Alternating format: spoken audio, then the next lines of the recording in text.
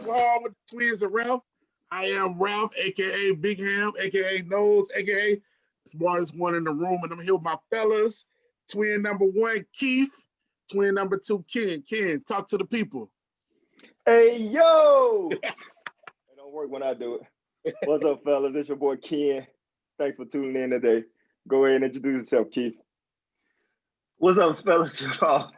I'm Keith, aka the moderator. Happy to be coming into your house or wherever you're watching it today, trying to give you a little insight to what three brothers think about the Netflix show Bridgerton. So I guess we'll go ahead and kick it off. I might as well get started since I'm on the mic right now with my reaction to episodes 4 through 6, right, fellas? 4 through 6 of 4, Bridgerton. 5, and 6, man. Yeah, and a fair of honor, the Duke and I, and the last one is called Swish, so I'll kick it off. I thought it was 3 good episodes. I know, we talked last week about how we thought that maybe this show wouldn't be for us, and then we kind of dove in and just immersed ourselves in it. And I thought episodes 4, 5, and 6 just sucked me all the way in. Like those 3 episodes, I couldn't take my eyes off the TV. Yeah, man. I really enjoyed it. I think the first episode, by first I mean 4th episode, it was it was kind of tense, I'll say. I was starting to wonder, maybe Daphne is going to be with this prince. She was spending a lot of time with him, but you still know that she was looking for the Duke. She always had the Duke in her mind, and that was, a little hope. And then when he followed her into the garden, this garden is infamous. That's where Ken's boy Nigel was at. And now, the Duke is always finding himself in this garden with Daphne. And this time, it went to another level. And then Anthony saw him and, whatever happened, and they had the duel. And then, at the end, when he was telling her he didn't want to marry because he couldn't give her kids and she still wanted to marry him, I was like, this seems a little bittersweet. So I was excited for the next episode. And I'll be honest with you. I think of those 3 episodes that we watched, the 5th episode may have been one of the, I don't know the word I want to say, but it was one of my favorites, I'll say, because the Duke's speech to the Queen, that was like one of the realest emotional type scenes that a man maybe can show to this woman that he's supposedly in love with or about to marry.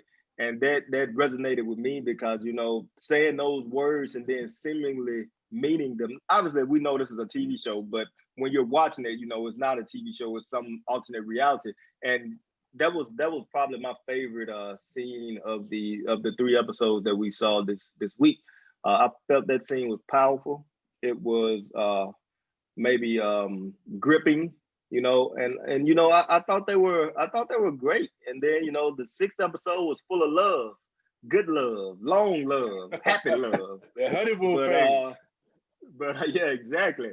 But then, my love from last week, Daphne, she started coming to a realization that, it was things that she didn't know. And she knew that one good thing is stuff that she didn't know. She tried to talk to her mom at first, and her mom kind of was like nervous. So she went and talked to her maid or her lady, whatever they call them, and she got the 411. And then she went and I guess the episode was called Swish. So I guess that means she got to find a basket on the Duke. And the Duke is like, "What did you do?" And she was like, "I got you." but I thought it was. These were 3 excellent episodes. I say good, but I think they were pretty much excellent. I didn't have many issues with the writing, if any. I was entertained. I felt like that the main people that I wanted to see in the show, which probably is the Duke and Daphne, or the Duke and Daphne, and I felt like that they kind of were the focal point of these 3 shows. And even the hotel or the inn or wherever when they went after their wedding night, it was one of those, I wish they knew what you knew, but then it was like, man, I was like, I hope the Duke is standing at the door when she opened the door, or I hope, they're coming to meet each other. And that's what happened. And one thing about shows, especially when you're excited or into it, is when stuff goes the way you want it to go. I think that makes a fan of the show even bigger fan. So I was impressed with these last 3 episodes. Big Ham, what did you think about it? Yeah, man. Just like you, man. I was really drawn into these episodes. Um, you know, it was really cool to see, man. I was worried because it seemed like the prince was making a good Stepping he up was his just doing game. a good job in his courtship, Mm-hmm. right? And so Yeah, I he was was making like, some man, you headway. know, Daphne might need to go ahead and bite. And so I was worried because I knew she still loved the Duke, but I didn't want her to get married to the prince and then have an affair with the. I Ooh. thought that would have really Good point. been like a hard turn in the show, but I was like, oh man, what's gonna Yeah. happen? Because this conflict with her love for the Duke hasn't been reconciled yet. So, Right. but the prince was putting forth good effort in the courtship. I mean, the necklace he gave her was beautiful. He enjoyed himself at the boxing match, which is kind of like supposed to be an off-putting thing for people in their society, but he was enjoying himself. She enjoyed herself. Yeah. So the courtship was looking good, going rather well. And then the garden scene happened, and Anthony came through, and then I was like, oh man. And I was just like, I was getting frustrated with the Duke. I was like, bro, you love her, just go on and be with her. Like, get Right. over this thing with your pop, just go on and be with her. Don't die Exactly. because you don't want to know, Exactly. you know what I'm saying? Like, he had his gun in there, he didn't point, like, come on, bro, do something, you know? Right. Fight for it, man. Because if he had killed Anthony, I'd have been fine. It wouldn't bother me. No, no issues at all. I would have been a little hurt if the Duke had it went down, man. But if he had killed Anthony, cool. Something can go on. You know what I'm saying? So, but I was worried about that. So then another thing is, man, that caught me was the naivete of someone of Daphne's age to be married and still not understand how procreation works. So it's like you're like nowadays, you in sixth grade, you got sex education, you know what's going down. It And was the back then, times, it was, man. you know, back then everybody was so much more pure then, and where she could actually be married, head to her honeymoon, actually has lost her virginity, and still doesn't understand truly how procreation works. Right. Great as well. One thing that I actually like to see was to see Simon and Daphne ruling over their province, or I don't know if that's what it's called. Yeah, But the as people, Duke Duchess, basically. you know, like with them being unconventional. And that was really cool because, like, you know, you saw remember the scene where they were eating in the dining hall and he was like, you're so far away. And she got him moved next to him and and the servers were like, what are they doing? This is not real. Exactly. And then, like, the I guess it's the head maid at the Duchess Place Palace or wherever it is, how she's kind of like frustrated with the lack of just towing the society line, being by the book that Daphne is. But I thought it was Miss Colson. and it was cool to see them kind of, you know, Simon. You see the people that's in their province that they're ruling over. I thought that was cool as well.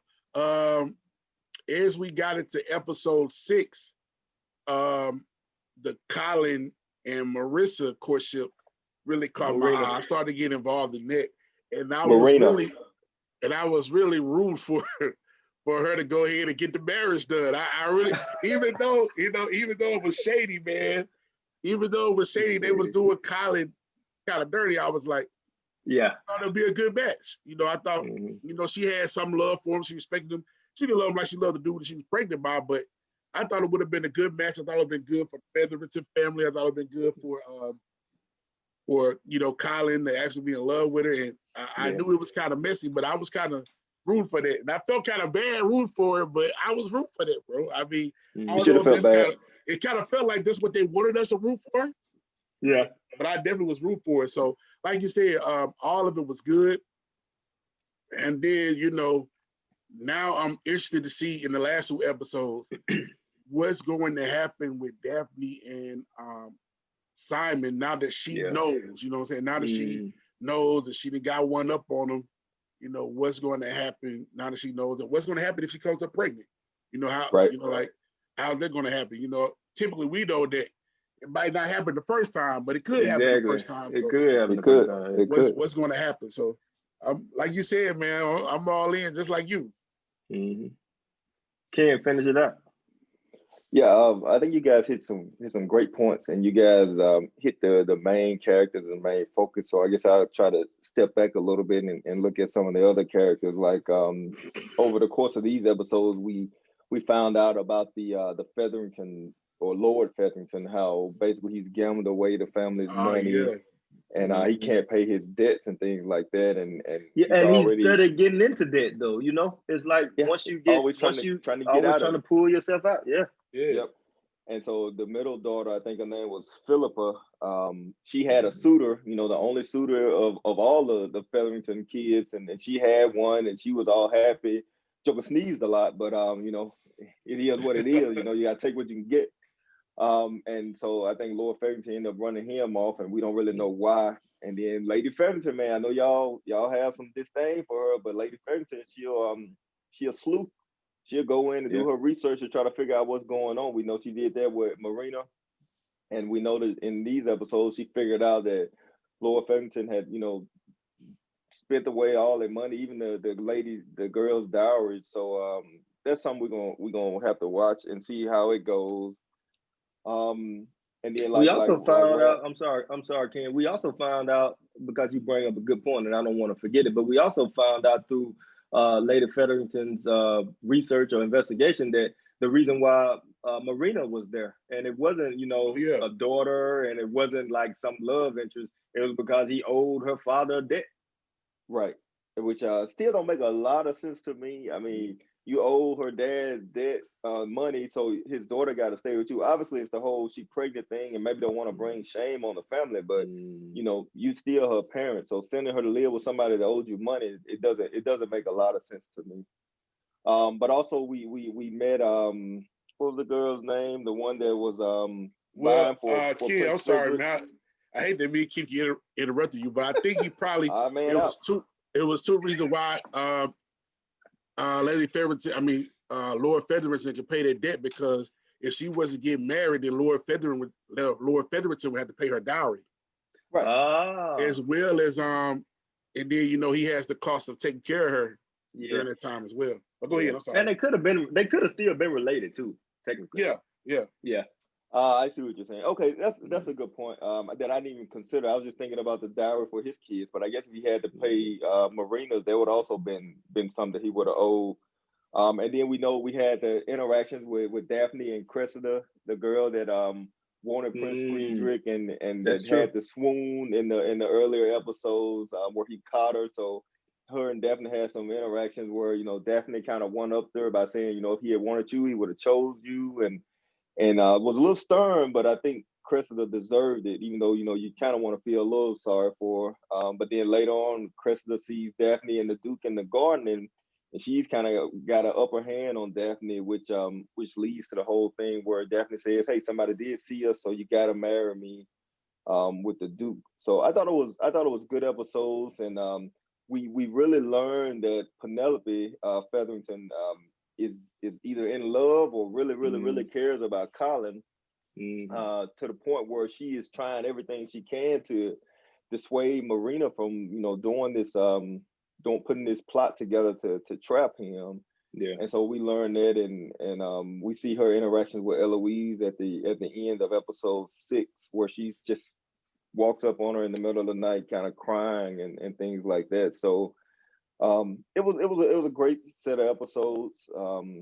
And the last thing I wanted to mention, where we saw that Daphne's mom is riding so hard for the Duke, Mm. she even gets drunk at this party to kind of just drown her sorrows, or at least make her forget. I know most parents would be all for their child marrying somebody of such high status like the prince, but we come to understand that Miss Bridgerton really, really wants her kids to be happy and have love in their marriage, and not just married for Yeah. convenience or for Hmm. status. So I thought it was a good set of episodes. Also, like you guys did, episode 6 was not a lot going on in my mind until the end, when Daphne finally realized, how children are conceived, and she flipped the script on the Duke, and ended up just Literally. kind of turning the tables on him. Yeah, Yeah. Yeah. yeah. Yeah. She flipped the Yeah. Literally. script. Yeah. Okay.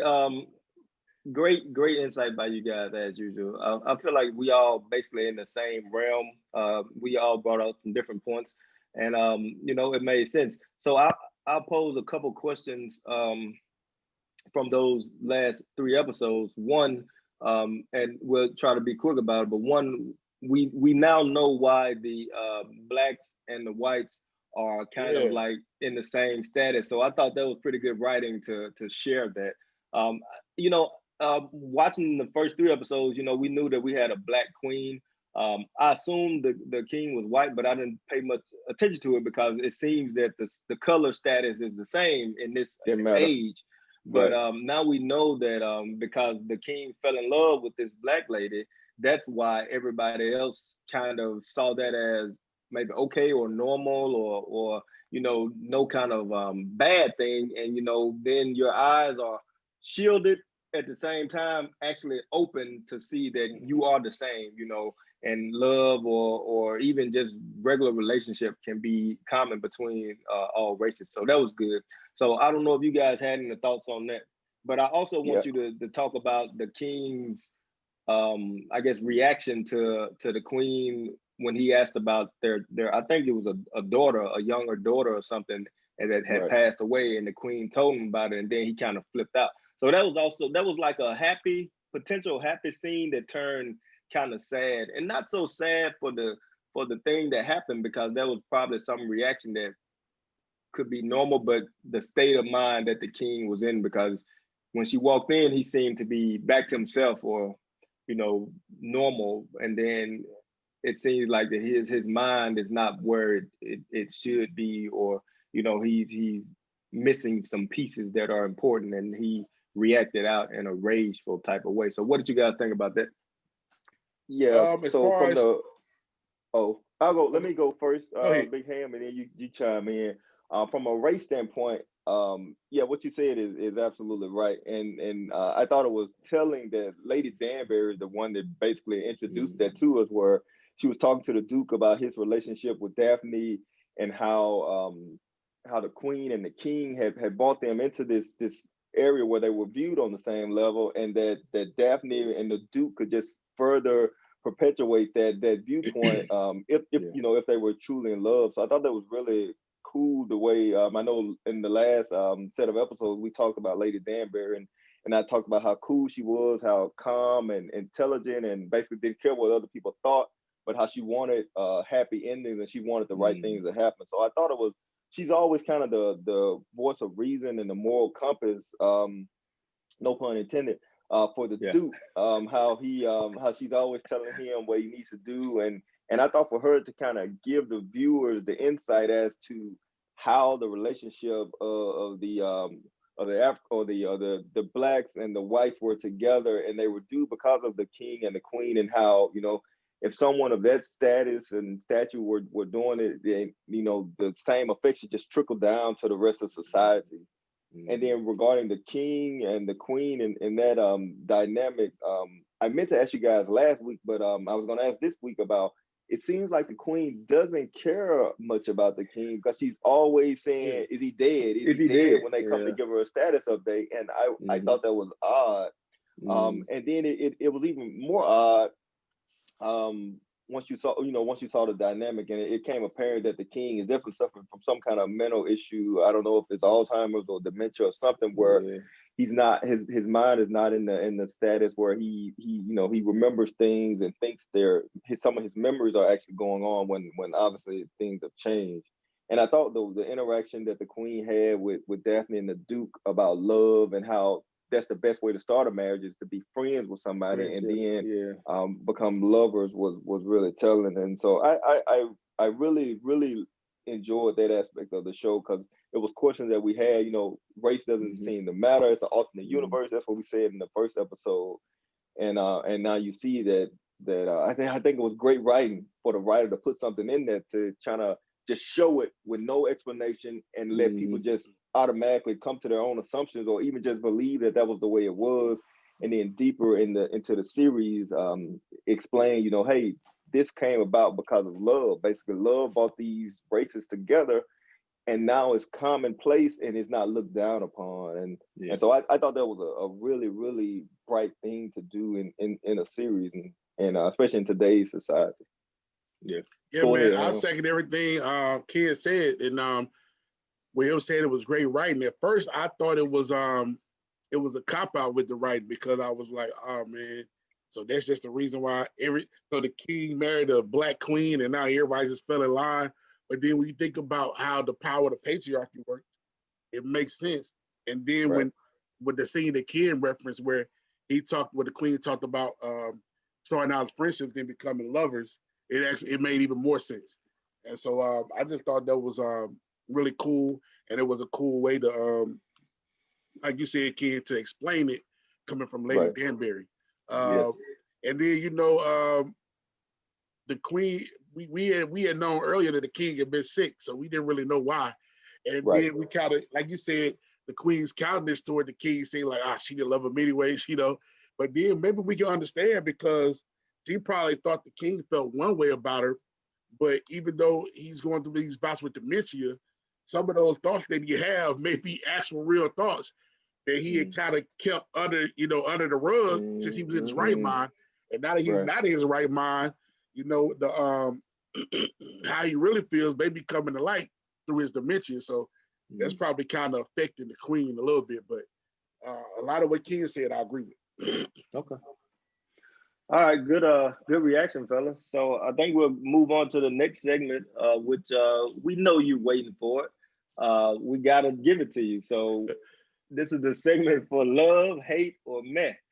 And I'm worried about my hate a lot. So I'm going to, if you fellas don't mind, I want to start out with my love, and then I'll go last for my hate. So my love in this show was hard, but not so hard. I think last week, you fellowshippers know that I went with Daphne, which was kind of an easy choice. And honestly, Daphne would be easy this week, in my opinion.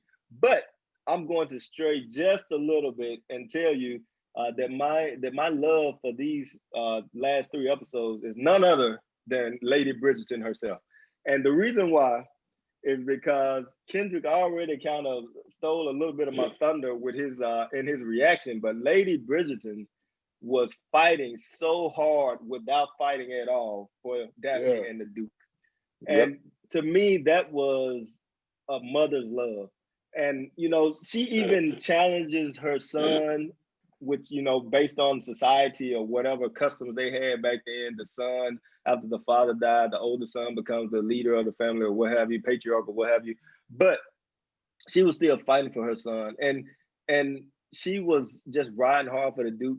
I loved her kind of scheme with Lady Dansbury from the jump, and I was wondering, was she really in it at first? But then these last three episodes, she was just like, what about the Duke? And what do you like the necklace? But what do you think about the Duke? If you wear that necklace, what would a Duke think? And it was Exactly. just, I was like, okay, my love is easily Lady Bridgerton for these three episodes because she was pulling hard for our protagonist, which is not only Daphne or the Duke, but the courtship and the couple that is the Duke and Duchess. And I feel like that Lady Bridgerton was easily my love for these last three episodes. All right, man. Who? Good Go love. ahead, Big Cam. Yeah, I dug her too. She was on my list. But my love, excuse me, and my love comes from episodes 4 and 5. He wasn't in 6, but my love was the Prince of Prussia. Ooh, Frederick. It was my Friedrich, love, man. rather. I'm gonna tell you why. Friedrich, yeah. Because the Prince, you saw Anthony. Anthony as a man, he's been influenced by Lady Bridgerton to do some things that first he dumps Sienna because he was influenced by Lady Bridgerton. We see that the Duke initially dumped Daphne because he was because influenced of by Lady Lady Danbury. Danbury. Yeah. And we saw that the Prince, even though he was encouraged by the Queen to fight for Daphne, he courted her honorably. Yep. And when Daphne was engaged to the Duke, he honorably took his L like a man. He Yeah. fell back. He took his L like a man. He courted her honorably. He danced with her at the balls. He gave her an excellent gift. He took her to the boxing match, which some people say is not the proper spot for a prince to be. He took her there, had fun. And once he heard about the engagement with the Duke, he came and honorably asked her why. And he Yep. honorably accepted it. and moved on, man. And I just thought that was cool to see a man be a man and not to be stirred by his emotions, not to be led by his flawed emotions, and not to be encouraged to be dishonorable by someone. And I just thought that was cool, man. I just love the way that he courted her. And, you know, he put forth the excellent shot that Daphne probably should have took. You know what I'm saying? And I love the way that he bowed out honorably as a man. He took the L as a man and he moved on. So my love was the prince, man. I respected that guy a lot. Great point, Big Yeah, Ham. that is Great awesome. point. That's a good one. Even when we were talking earlier and we had mentioned that the Prince was courting her and our reactions, I was trying to chime in, you know, I just didn't get a chance to, but I was trying to chime in and say, hey, the Prince is a likable dude. Yeah. Like he wasn't doing anything wrong. You know, he was dotting all the I's and crossing all the T's. Yeah, man. And like you said, maybe he was the better choice in reality. However, you know, sometimes logic doesn't dictate love. She's already in love. Exactly. That love was there for the Duke. Hey, that's a strong love. That's a strong love, Big Ham. All right, Kendrick, round it out. Yeah, so I'm gonna surprise you guys a little bit, and I know the viewers might think this is a cop out, but I gotta explain it. This time, my love or who I'm riding for again is gonna be the Duke again, the Duke of Hastings. And let me explain why. Hey, man, hey, hold on, man. That's why I'm glad you my friend and cousin, because I know you're gonna be a loyal dude to me, bro. So here's the reason that I'm riding with the Duke once again. Let me just get rid of one thing that I thought was pretty cool writing in the show was like, did y'all notice when my dude was riding off to his duel, he had just one hand on his steed, throwing a little sauntering on a horse. You sauntering on a horse, man. How cool can you be? But real talk, the real reason that I chose the Duke this week, you know, we all like the character, and I know the women love his character, but the reason I chose the Duke this week was from a nostalgia standpoint. And the nostalgic standpoint was in episode 4, when at the end, when he went out to Daphne, when she was on the little bridge before she ran off into the garden, and he was asking her, he told her he went to say goodbye. And Daphne said, you know, I'm gonna marry a prince and I'm gonna be happy. My dude said, will you be happy? And when he said that, my mind immediately went back to the show, A Different World. Different World. When Whitley Gill was about to marry Byron, and her mother snuck behind her when the preacher was asking, will you take this man? And her mother said, I will. And Dwayne was walking down that aisle and said, will you? And when the Duke said that, I said, this is my boy, because he can elicit those kind of thoughts and memories from 20 years ago, probably even more than 20 years ago. Hold on. That was in the 90s, so. Yeah, it's a different world. Different world. That's why I'm riding with the Duke, man, because that one phrase, which was a cool phrase for a man to say to a woman, to question her on loving another or being with another man over him. And then it took me back to A Different World. I said, all right, the fans ain't gonna like it, but I gotta go with the Duke again this week. I'm okay with that. Fellashippers understand, man. They understand. Yeah, I'm okay with that. I'm okay with that. All right, we're gonna just go ahead and flip it backwards, Ken. Go ahead and tell us your hate for the last 3 episodes, 4, 5, and 6. My hate this week is easy for me. Marina Thompson. Explain. I can't stand scheming, tricking people, male or women. And that's what she's doing, man. She is trying to trick this dude, Colin, who is legitimately suiting her. And, you know, an honorable guy, when she got him closed in the room together, he was like, we shouldn't be here. And he left. And so, and she told him, you are an honorable gentleman and whatnot before he left. I thought she was having reservations about, change of heart. I thought she had come to her senses or at least realize, okay, this dude is legit. I can't do this to him. She doubled down. She told me, we got to run away and get married sooner. So Marina, she on my list for this week as a hate because she schemed. If somebody doing right and you trying to trick them, and I know Big Ham mentioned earlier the show what she tried to do, and she told me this is what I got to do for myself and my baby.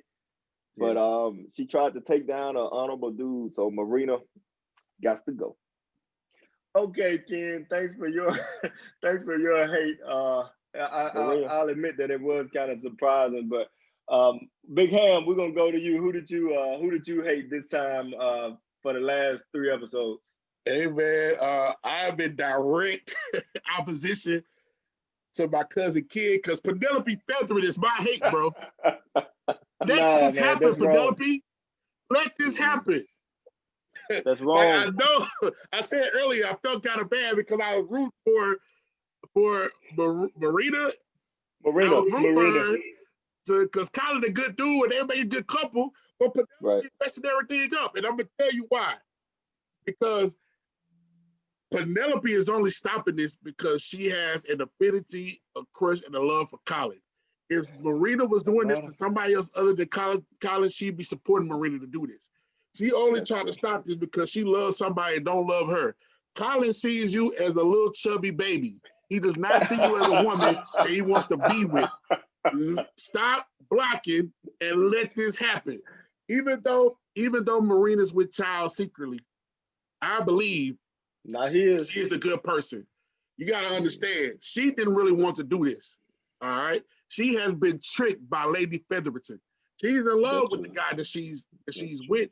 All right. But she didn't want to do this. Now, she kind of she twisted Colin up in this entanglement, but she Yes. does respect him. Like Ken said, she realized he's an honorable man and he thought she was having reservations, but she doubled down because she realized because he's an honorable man that even when he finds out about this dishonesty, she still can have a love toward him, and she knows that he can accept her in spite of. So let this happen, Penelope. Get out of the way. Stop hating. You should have let this happen. Okay, Mm. so I know it's time for my hate, but I got to make some comments. First of all, whether or not she's in love with Colin doesn't matter to Colin. Colin is the one that needs protecting here because Marina is not doing the right thing, in my opinion. And your hatred for Penelope is misguided, young sir. It's I know, bro. misguided. I know, but that's just what I feel. That's what I feel. I should be rooting for her to do kind of like this. I should be applauding Penelope for trying to stop it, but I want this to happen. No. Okay. All right. So then let's not wait any longer. My hate, which unfortunately or fortunately, Moral Compass is on the same page because my hate is Marina Thompson. Yes. You Yes. know why? For the same reason that you both just gave for me. Hold up. Kendrick in the pro, Ralph in the con. So look, I am not an odd man out. The moral You the compass is odd no man longer out. the Odd man odd man out out. on this one. On this You're the one. odd man out. Now give me my time. Marina Hey, was wrong. go ahead. She was wrong. It's not her fault. That's true. It is not her fault. She has been manipulated by Lady Featherington, my hate from last episode podcast. But Marina, my hate from this podcast, is doing the same thing to another man for no reason other than to preserve herself. So I disagree. I disagree. She's wrong, man. I liked her. I still like her. I don't like what she's doing. I don't like what this can do. If you start a relationship based on a lie, then that relationship is always gonna be What do y'all propped expect up her to by do? lies. What do Huh? y'all expect her to do? So it's a So TV y'all just show, expect right? her to be sullied? Y'all just expect her to be sullied and outcasted from the time? I mean, what do y'all expect? It's a What it's do a y'all TV expect her to show. do? Okay, let me talk. It's a TV show, right? So she can either say, you know what, I love the man that gave me this baby. You know, how is she really bringing shame to Lady Featherington and them though? Let's throw that out first. And if she love the guy, then she have his baby, and hopefully he'll come to her. I know Lady Featherington has done some stuff in the dark, and more than likely, my expectation is that the outcome will be this guy comes back into the picture and saves Colin. However, and that would have also kind of saved Marina from tricking him, but Lady Whistledown has already written about it now. Yeah, So let's what's now down to the expose whole her. So world knows about it. yeah, You Let me know, ask you this. Let me and answer. that's Let me selling her answer. name. Let me answer Big Ham's question. But I'm going to answer it with a question. Big Ham said, "What is Marina supposed to do?" My question to Big Ham is, what was she gonna do before Lady Featherington started pushing her? Man, you know, she was going to run away with the dude she was pregnant by. That's what she was going to do. So she'd been writing them letters and she hadn't been getting any of the letters back. So she you hadn't going heard back? back from him. You going back before Lady Featherington scheme then? Yeah, I'm going back before Lady Featherington scheme. That's what she was going to do. But after Lady Featherington then broke the girl heart, you know, she out here don't have any other recourse. So either she going to like have to just go away completely, or she got to make this deal, and she has to marry somebody. And self-preservation, true, but this woman don't want to. I mean, this young lady don't want to be up under that old dude with the soldier teeth in her mouth, man. If she gonna have to be married, let her be with somebody that she actually likes and desires a little bit. She don't want to be sitting here riding up under what is his name, Dr. Rutledge. Y'all Rutledge want would have been a good husband, man. Y'all want her to be laying up under Dr. Rutledge, have a relationship with Dr. Rutledge the way Daphne had a relationship with the Duke. Listen, this is what I want for Miss Thompson. I don't want that for Miss Thompson. I don't want that for Miss Thompson. No, listen. Miss Thompson is of course kind of a victim in Lady Featherington's case, but Colin is also a victim. So why are you not riding for Colin like you riding for Miss Colin is a victim, but Colin is victim. also a man. I'm gonna tell you one thing. Colin is only Colin Colin is also victim. a man, and Colin has love for her, and he can forgive her. He can forgive her. And another thing is, man, all three of us are Christian dudes. Joseph sat here and protected Mary while she was pregnant with somebody that wasn't about him. I don't know if there's an apples to apples comparison there, Ham Dog. It's not, but I'm making it. It's not. That's an apples to filet mignon comparison. Nothing similar. No, but he got love for it. He got love for it. Now he'll be hurt. Like he got love for her. He'll be hurt by it. But if he finds out, because let's say they were to get married, and then she comes pregnant, and then the baby comes to 7 months. He could do some math, but he could, it might be a little premature. Full-grown premature. Yeah. Well, listen. We see with Daphne that all of them don't really understand how procreation works anyway. That's true. The women don't. That's the right. Women don't. But if the women don't understand completely about procreation, how you expect the dude to know exactly how many months it's supposed to take? I mean, that's a solid point, but your enthusiasm, your fire, it's aimed in the wrong direction. I got two that's things. True, but they both are two good people, I think. Seemingly, like I know Colin is getting bamboozled here, and I know Marina is bamboozling the bamboozler. But I think in her core, she is a good person, and I think they can get past this and actually have a successful marriage. All right, Ken. Until Lady Whistledown blew it up, but go ahead, Ken. First of all, I think Lady Whistledown with them blew it up. I don't know. Two things. First of all, Colin is the only victim here. Marina is not a victim. Marina understood what her situation was before she got there. The Featheringtons are trying to push this. Well, Lady Featherington is trying to scheme and direct her and whatever, but Marina is not a victim. I'll never say that. But second of all, Penelope, in her efforts to rid Colin of Marina, has discovered the lie. She's discovered the lie that Lady Featherington and her maid put together, and she told Marina, and Marina was still like, either way, this can still be. Maybe this letter isn't from him, but he still has it written back. He's abandoned me. Colin is a good man. And then she proceeded to burn the letters of this dude she loves so hard for Colin that she's only been with a couple days, maybe a week or something. So don't tell me that that she's all so honorable and looking out for everything.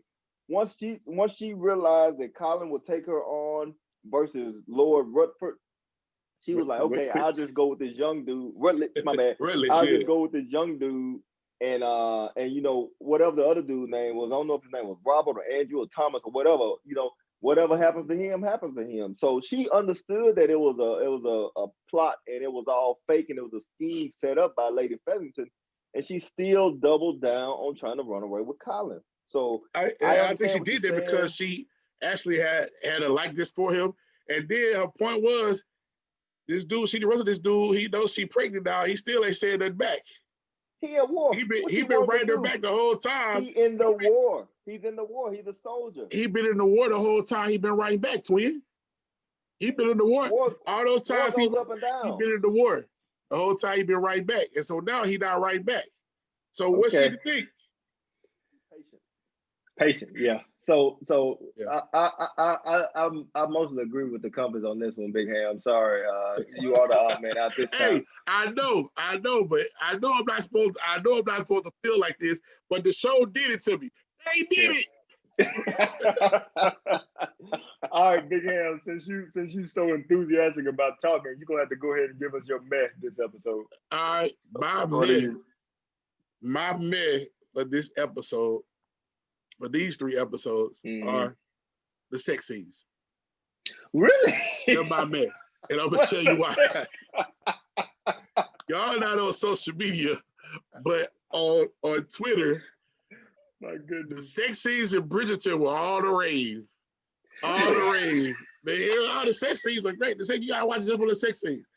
And I'm like, after I watched the sex scenes, they were decent, but Daphne's face during the sex scene is just not it turns me off. Like it's just not believable. Her facial expressions. And I'm like, have y'all never watched the first 2 seasons of Power? These sex scenes don't compare. So everybody's talking about how great the sex scenes were. And I was underwhelmed. So I was like, meh on the sex scene. Hey, you did say listen. The most interesting thing about the sex scenes to me were the fact that the complete cycle of procreation was not being completed. And then she found out to complete. That was the most exciting thing about the sex scenes to me. You know, I'm thinking about, you know, when I think sex scenes, I'm thinking Tasha and Ghost, Angela and Ghost. I'm thinking, you know, those type of sex scenes. But they were a little mad to me. So I was mad on the sex scenes. Hey, if you weren't already the odd man out, I'm pretty sure this man would have thrown you into that column anyway. It was sophisticated sex. I gotta keep y'all on y'all toes. Y'all didn't know what's coming. Sophisticated sex scenes. What you expect? Yeah, those love and passionate 1840 sex scenes. Okay, Ken. Look, you saw what was going on. You saw what was going down to the art dude. I don't know his name. The art dude who was almost my man. Yeah. You saw what's going down in there. So his sex scene saved him from being your man. Yeah, yeah. So you saw what's going down in there. So them sex scenes in there.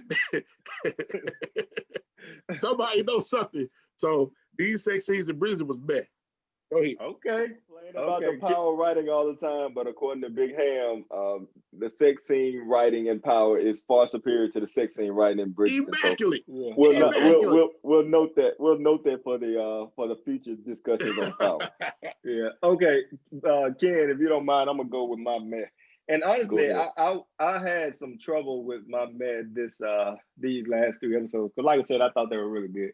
But I did come to a conclusion, and it's probably going to be a little, not expected or maybe even disagreed with, but I'll say it anyway. And my man for these last 3 episodes, 4, 5, and 6, was Penelope.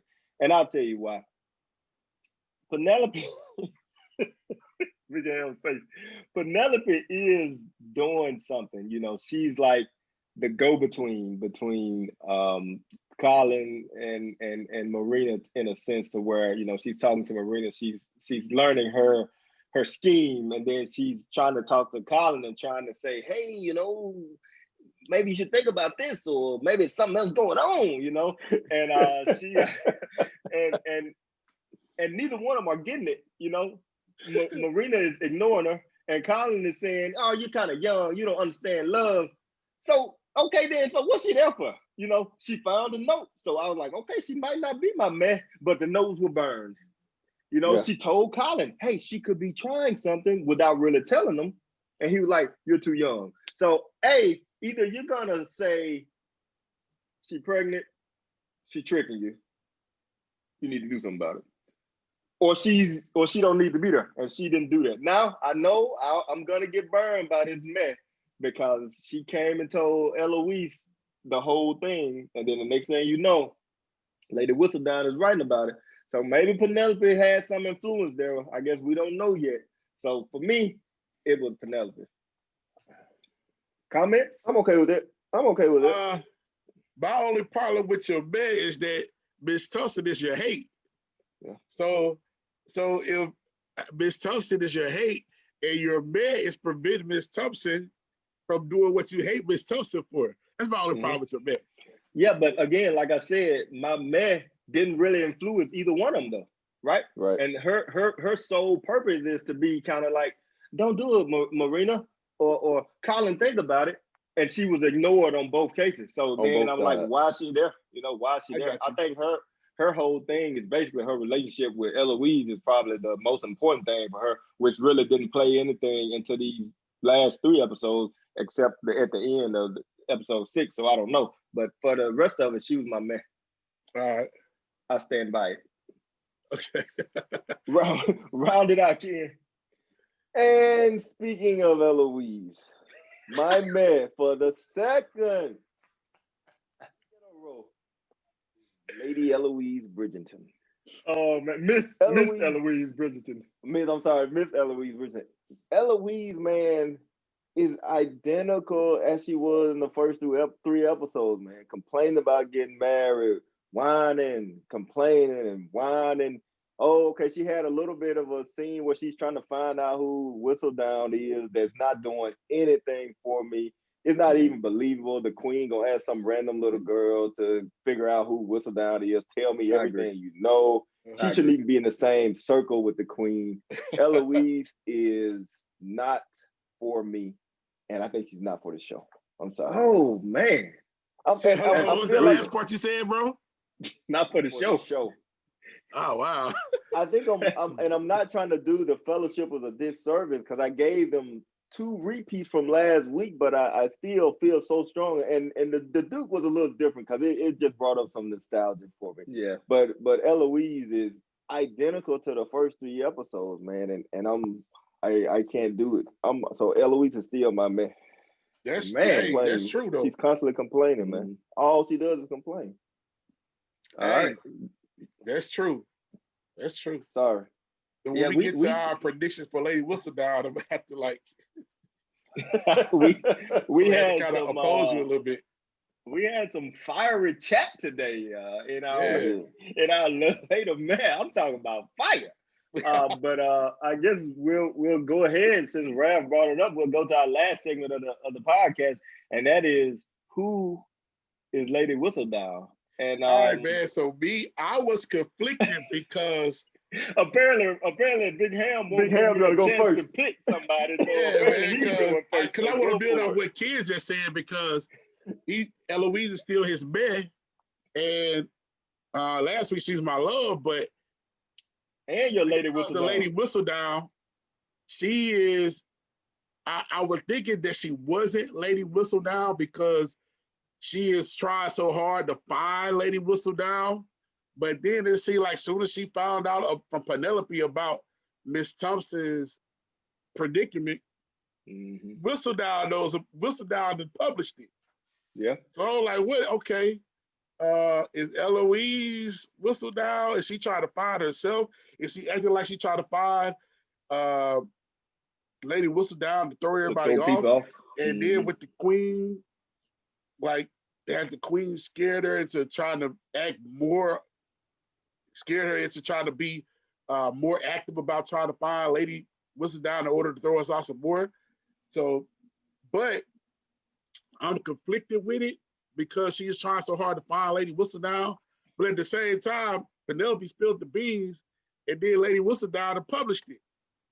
So Eloise is still. If it's not for Eloise, I don't know who it is. Okay. I would think if it's not Eloise, it would be any other ladies who could kind of look at, those ladies could kind of look at another lady and see, she looks a little round in the middle, nose kind of spread. Maybe she, but Yeah, but if it's not Eloise, I would guess it would have to be one of the ladies in the ton. But I don't have a good guess on who it would be at this point. So I'm just going with Eloise as Miss Eloise Bridgerton as Lady Whistledown. Okay. Ken, if you don't mind, I'm gonna go ahead and make my guess for who Lady Whistledown is, and it's going to be a repeat. I will have to guess the same as Big Ham just said, based on the finish of episode 6, and as soon as Penelope told Eloise about Marina, it was like the people were working in some press shop, making Yeah. letters, making this Lady Whistledown story, and it was like, I don't know, same time, immediately after Eloise found out about Marina's predicament. And I will have to say my guess for Lady Whistledown is also Eloise. Yeah. You had Lady Danbury last week, right? I had Lady Danbury. I'm saying repetitive because you said it this week Okay. also, and I'm agreeing with you this week. So Finish it now, out, Ken. Ken, if we both think Eloise is Lady Whistledown, then we're in strong opposition of your man. Not necessarily, I'm Ralph. okay Not with that. necessarily. I'm just saying he has a purpose. But wait, let me say this though. For these past 3 episodes, I'm okay with his man because she really wasn't even that important, except the last point at the end, which just made us assume something or a hypothetical guess on something. But it doesn't necessarily mean she is right now. So I'm okay with his man, and I'm also okay with our Lady Whistledown prediction. All right, cool. So honestly, I would be disingenuous if I didn't say that you guys got to be on the right track. And the only reason I can say that is because Lady Whistledown has just spilled the blockbuster secret of the whole series. And it was only a select few people that knew that. And the Featherington family, Marina, and that's it for now. At first. Yeah. So we know Marina's not spilling the beans because she's still plotting, hashtag schemer. And then the Featherington family, we know it's not Lady or Laura Featherington because they're trying to boost her off. I think the daughters aren't smart enough to do anything. Not negatively, but they're not that smart. They can't sing. They can't really play musical instruments. I don't even know why they put a scene in about them sing. But then I think. Wait a minute. I think they trying to make this Featherington family just like nobody wants anything to do with them. Right. They can't do anything right. Yeah. Go ahead. Right. Go ahead with your Whistledown.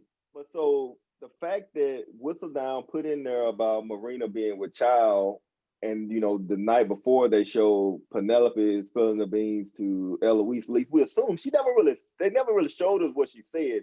She just came up there crying. So we assume that's the assumption is that she spilled the beans to us. So it's got to be either Eloise or unfortunately it's got to be Penelope. And I know Penelope was, I think, Keisha's meh or hate or something. Meh. So it's one of them. We just don't know who. And since Penelope has known all along, I want to rule her out. Great point. The fact that she's so angry about Colin, it could be her too. And I guess I would assume that if Eloise knew, rather than putting it in the paper, she would just tell her brother. But then again, in that society, the women still feel that their voices aren't heard. So maybe Whistledown will be the only way to do it. So I'm gonna go ahead and go make it a 3 and say Eloise with you guys, and we'll all go with Eloise for this week and see what happens. And the only reason is because I guess I'm just assuming that Penelope knew all this time and she hadn't written about it yet if she was truly Whistledown. And as soon as Eloise found about it, it hit the paper. So I'm gonna go with Eloise. Hey, this is a fellowship hall. I like what you said, man. You talking, man. It gotta be one of those two. Yeah. It gotta be one of those two because it's either somebody, like you said, somebody in the Featherington clan that knew, and Eloise know. They're the only ones that know. And then Colin, with Colin being Eloise's brother and Penelope having love for him, it has to be one of those two. Now that I think about it, so I'm still gonna go with Eloise. Eloise, yeah, right now. Let me just come back on one thing that because I think I came off as too harsh on the Featherington sisters. But true enough, they can't do anything. They're not really talented at anything. At least that's the way the show is portraying them. The show is writing them, but they kind of talk and make little smart comments and things like that. But none of them have ever come across as being scheming. they just seem like the two older sisters that basically just want to get married and have families and have status. So I can't see any of them. I said they were not smart enough. That was harsh. But honestly, they haven't shown any reason to be vindictive or anything like that. So that's why I'm going to eliminate them from it. And that still points back to Penelope being either Penelope or Eloise. But you're saying this week you're gonna go ahead and say Eloise for your prediction. I'm gonna go with all three of you guys. I mean, with the two of you guys, and say Eloise. Yeah, so that's a fellowship hall first where we all had the same three for something, which is good. Meaning that we don't necessarily agree all the time, but it's also good because that means that we thinking on the same page at this point right here in time in a way.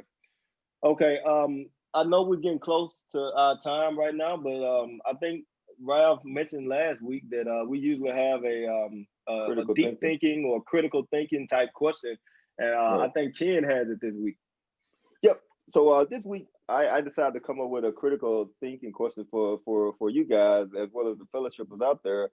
And my question is, why do you guys think it's so important or so apparent that the show is pushing to the forefront that the unmarried women of status have so little knowledge about intimacy or sex or childbirth, while the men don't seem, at least from what we've seen, the men don't seem to suffer from that same lack of knowledge or lack of understanding?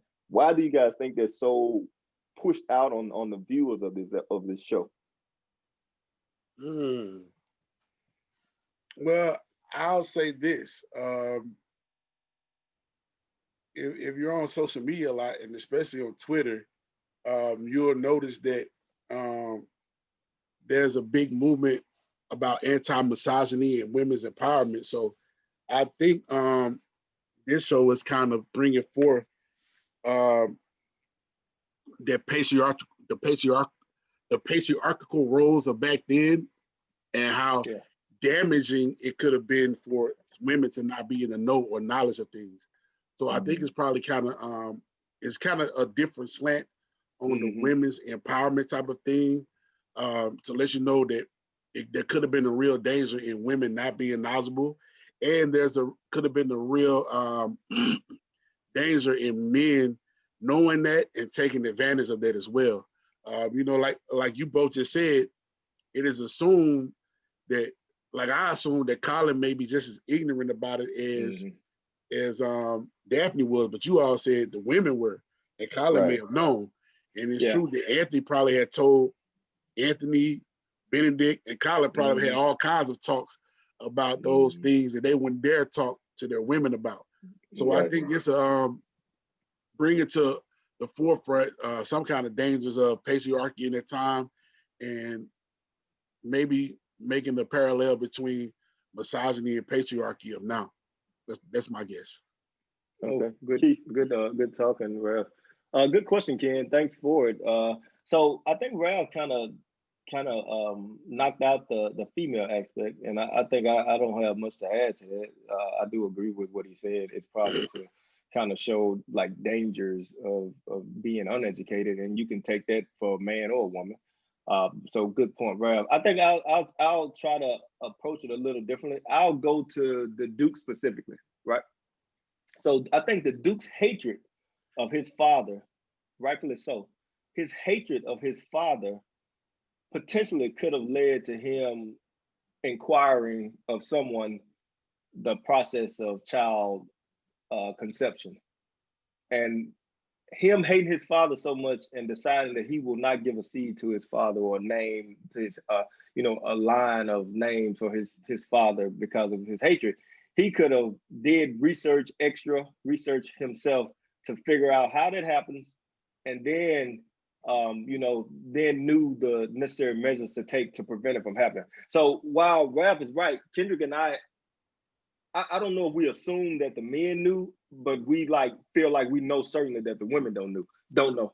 But all men may not know, but I feel like that in this case or in this show specifically, it's probably reasonable to think that the Duke did his due diligence to figure out, okay, I will not give my father a seed. And the only way he knows that is by doing what he was doing in episode 6, is to, you know, not release inside of her. So I feel like that he probably did some extra research himself so he wouldn't have to worry about the potential of this happening. So he may have went a little bit further in his research. So maybe some of the men don't know, but the Duke specifically, I feel like he probably had more of a reason to know. Yeah, that's a good point. Honestly, my mindset is that all the men, or at least the men of the show that we interact with, they all knew and have known for a while. I think in the first 3 episodes, and when Eloise found out from Penelope that somebody was pregnant without a husband, and she was like, "How can a woman get pregnant without a husband?" Then I think Benedict maybe said, "Have you never been to a farm?" And the mom immediately hushed them up. So I think the men do have a working knowledge of intimacy and childbirth and how things work. It's just the women, and I made a point to say the women of status don't know, because obviously other women know, like Rav mentioned at the artist house there were women there, and so we do know. But when I was originally looking into that question, I kind of looked at it from 2 points of view. And the first point of view, I think the writers, at least my assumption is that the writers are writing it such that to show how pure and innocent these women of status are and how they were raised. And I guess I don't know if it was because they didn't want them to have this knowledge so they could learn everything that they know from their husbands or things like that. But then I also looked at it as maybe the show trying to put a subliminal message out there that in these times the men so dominated the women that even they understood things of life and how the world was that these women didn't, and it was up to them to teach the women when they found a husband, not teach them, because remember even Simon said, "I shouldn't have told you that," when he told Daphne to touch herself. So I think the subliminal message out there is that the man is kind of has so much higher status and understanding than the women, because they keep the women in that status. Because even after Daphne was married, before she rolled off to go to the inn, her mother still couldn't tell her about intimacy and how her wedding night was going to be, which was extremely odd to me. She's already married, so she's gonna learn about it that night, or at least in the near future, and her mother still couldn't explain it to her. And I don't understand that, because her mother obviously knew how it works, and it took Daphne talking to the maid. And then I guess the last thing that I didn't think about until the episode switched was that they have the women so innocent and unknowing of these things. And then once Daphne finally figured out everything, she kind of, like we said earlier, turned the tables and use it to her own advantage. So I don't know if it was to have us think so, not so little, but think the women have this little understanding. And then as we move out and the show and the characters mature, they take that knowledge and they basically become empowered by it and use it for their own benefits instead of just having to rely on the men. Yeah. And I think a cool thing that may happen that we're seeing, how I commented earlier about how Daphne and Simon seem to be kind of breaking out societal norms and the way they act within their palace. Yep. Hopefully they can start this cycle of, not making everything so taboo about it within their line. So if they were ever to have a line. So, but yeah, good question, man. Good points, man. Y'all have anything else y'all want to bring out? Yeah, real quick, I'll say this. I know, we're watching 3 episodes and we're coming here and giving you the Fellashippers our thoughts and and our banter amongst ourselves. But I really like these episodes, and obviously, unfortunately, we can't cover every bit and piece of it. We just try to hit the points that come to us, while we're talking naturally. But one thing that I want to kind of mention to make sure the Fellashippers know that we are paying attention is, and Ralph brought it up about how Daphne and the Duke are leading their people or whatnot, is I found it refreshing that as soon as the Duke got back home, or to his estate or whatever, he started going through the books and trying to help the people. And it was like he was working from sun up to sundown trying to get things in order. And he's chastising himself, saying he should have come back earlier to make sure things were in order. And that was great. And also I thought that it was great that Daphne was doing the thing she was doing, you know, trying to help the people and giving out stuff and talking to commoners or, you know, commoners on the show, but talking to commoners and not being above anybody. And also to me, that made me again love Lady Bridgerton a little bit more, because that means that she was raising her children. And you know, sometimes in real world, girls are a little more sensitive, or they pick up on things, or they're more compassionate for sure. So I felt like that was another notch for me for Lady Bridgerton, that she would have a daughter who would want to help people that were less, you know, fortunate than herself. And you know, that union between her and the Duke to me seemed like a match made in heaven, not only for Daphne and the Duke, but for the people that they work with. So I thought that was another small tidbit in the writing. The Duke working hard to try to come back and get things back in order, and then Daphne immediately going to her role, which is the Duchess, but also like not just servants go take this. She's in the trenches herself. So that also made me love Daphne and the Duke more. Also, that's cool. All right, man. Hey, this was a great discussion. So, Fellowship, Intense. next week we'll be back with episode 7 and 8, the finale. We'll give our thoughts about that. You can follow us on the Fellowship Hall Facebook page, Fellowship Hall. You can also follow us on our YouTube page, the Fellowship Hall. You can follow me on social media at Facebook at Raphael Hammond. You can follow me at Twitter and Instagram at Hamdog22.